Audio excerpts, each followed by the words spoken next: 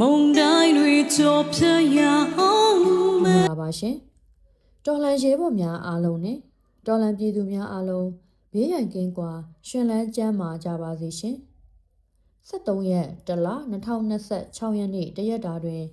စစ်ကောင်စီ၏လေကြောင်းတိုက်ခိုက်မှုနှင့်ခရမ်းရိပ်ခါထောက်ပို့မှုမှတ်တမ်းများကိုကျမတို့ဝေဟင် channel မှတင်ဆက်ပေးသွားမှာဖြစ်ပါရဲ့ရှင်ကြောက်ထူးမြို့နယ်တနေရာသို့တဒဦးလေတပ်မှတက်သော Jet Fighter 2 စီးဖြင့်မနက်10:40မိနစ်10:42မိနစ်10:45မိနစ်10:46မိနစ်ခန့်အချိန်တို့တွင်လေကြောင်းတိုက်ခိုက်မှု4ကြိမ်ပြုလုပ်သွားခဲ့ပြီးတရဦးလေတပ်မှတက်သောဝိုင်တွဲစစ်ထောက်ပို့ဘုံကျဲလျင်တစည်းဖြင့်မနက်10:54မိနစ်ခန့်အချိန်မှစတင်ပြန်ဝဲကာလေကြောင်းတိုက်ခိုက်မှုများပြုလုပ်သွားခဲ့ကြောင်းသိရှိရပါသည်ဖလန်းမြို့နယ်တနေရာသို့တရဦးလေတပ်မှတက်သော Jet Fighter တစည်းဖြင့်မနက်10:39မိနစ်10:40မိနစ်ခန့်အချိန်တို့တွင်လေကြောင်းတိုက်ခိုက်မှု2ကြိမ်ပြုလုပ်သွားခဲ့ကြောင်းသိရှိရပါသည်ဗမော်မြို့နယ်တနေရာသို့မိထီလာလေတပ်မှတက်သော Jet Fighter တစည်းဖြင့်မနက်17:39မိနစ်17:40မိနစ်17:42မိနစ်ခန့်အချိန်တို့တွင်လေကြောင်းတိုက်ခိုက်မှု3ကြိမ်ပြုလုပ်သွားခဲ့ပြီး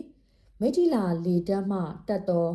Y8 စစ်ထောက်ပို့လေယာဉ်တစည်းဖြင့်မနက်10:00နာရီခန့်အချိန်မှစတင်ပြန်ဝဲကာခဲယမ်းရိတ်ခါထုံများကျဲချထောက်ပို့သွားခဲ့ကြောင်းသိရှိရပါသည်ကတာမြို့နယ်တနေရာသို့မိထီလာလေတပ်မှတက်သော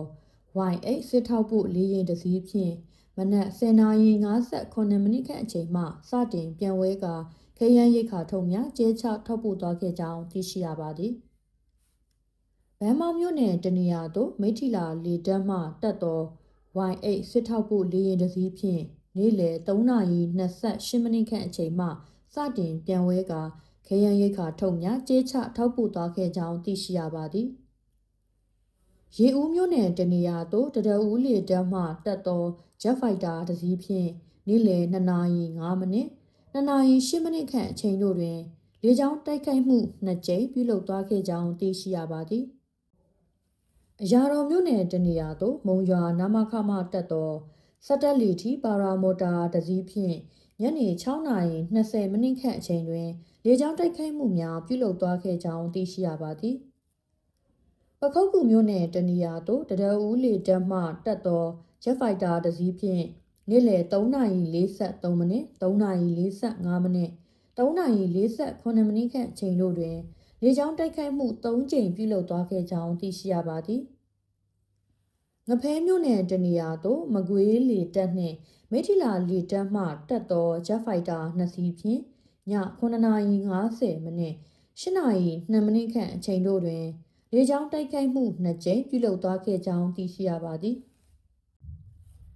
73ရက်တလ2026ရက်နေ့တွင်အကြမ်းဖက်စစ်ကောင်စီအနေဖြင့်တရဦးလေတပ်နေပြည်တော်မကွေးမြစ်ကြီးနားမိထီလာဟုံးမလင်းလေတပ်များမှ Jet Fighter Y12 Y8 Air 410 Gyrocopter နှင့်ပါရာမော်တာများပြင်တက်မှုအကြိမ်ရေ60ကြိမ်ခန့်ရှိခဲ့ပြီးစကိုင်းတိုင်းမကွေးတိုင်းကချင်ပြည်နယ်ရခိုင်ပြည်နယ်နှင့်ချင်းပြည်နယ်တို့တွင်လေကြောင်းတိုက်ခိုက်ပြန်တမ်းမှု20ကြိမ်ခန့်ပြုလုပ်သွားခဲ့ကြောင်းသိရှိရပါသည်မိဘပြည်သူများအနေဖြင့်အကြမ်းဖက်စစ်ကောင်စီ၏လေကြောင်းတိုက်ခိုက်မှုအန္တရာယ်များမှကာကွယ်နိုင်ရန်ဝေဟင်သတင်းပေး Telegram Channel အားစောင့်ကြည့်ခြင်းမိမိနေမြေရှိသက်ဆိုင်ရာတော်လှန်ရေးတပ်ဖွဲ့များ၏သတိပေးထုတ်ပြန်ချက်များကိုလေးစားလိုက်နာ၍နေထိုင်ကြပါရန်တိုက်တွန်းနှိုးဆော်အပ်ပါသည်ယခုဖော်ပြခဲ့သောသတင်းများမှာကျမတို့ဝေဟင် Channel မှလက်လန်းမိသလောက်ရရှိထားသောသတင်းများဖြစ်ပြီးကျမတို့မရရှိခဲ့သောလေကြောင်းတိုက်ခိုက်မှုများလည်းကြန့်ရှိနေနိုင်ပါသေးသည်မိဘပြည်သူများအနေဖြင့်လေရင်ဖြတ်တန်းသည့်သတင်းနှင့်လေကြောင်းတိုက်ခိုက်မှုများကိုသိရှိရပါကဝေဟင် Telegram Channel ၏သတင်းလက်ခံအကောင့်ဖြစ်သောဝေဟင် Scout သို့ဆက်သွယ်သတင်းပို့ပေးကြပါရန်မေတ္တာရက်ခံအပ်ပါတယ်ရှင်ယခုကဲ့သို့လေကြောင်းတိုက်ခိုက်မှုသတင်းများနှင့် လေကြောင်းဆိုင်ရာဆောင်ရန်ရှောင်ရန်သတင်းများအားနေ့စဉ်ကြည့်ရှုနိုင်ရန်ကျမတို့ဝေဟင် YouTube Channel အား Like and Subscribe ပြုလုပ်ထားပေးကြပါဦးနော်မိဘပြည်သူရဲဘော်များအားလုံးဘေးကင်းလုံခြုံကြပါစေရှင်